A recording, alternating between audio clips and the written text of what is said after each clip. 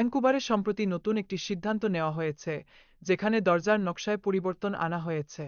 এই পরিবর্তনের লক্ষ্য হল নতুন ভবনগুলোর ব্যবহারযোগ্যতা বাড়ানো এবং প্রবেশাধিকার নিশ্চিত করা। এতে করে সকলে আরও সহজে স্থানগুলোতে প্রবেশ করতে পারবেন। এদিকে বেসেলে মনোব্লক চেয়ার নিষিদ্ধ করা হয়েছে। কর্তৃপক্ষের এই ধরনের পদক্ষেপের পেছনে উদ্দেশ্য হল শহরের নান্দনিকতা রক্ষা করা, যাতে শহরের পরিবেশ আরও উন্নত ও সুশৃঙ্খল হয়। এখন নাইজেরিয়ার দিকে চোখ রাখা যাক, যেখানে আমদানি করা হুইলবারও আটকানো হয়েছে। এই উদ্যোগের মাধ্যমে কর্তৃপক্ষ স্থানীয় উৎপাদনকে উৎসাহী করতে চায় এবং স্থানীয় নির্মাতাদের জন্য সুযোগ তৈরি করতে চায়। এছাড়াও টাইম ট্রাভেল নিয়ে নিষেধাজ্ঞা আরোপ করা হয়েছে, কিন্তু এটি বাস্তবে কার্যকর নয়।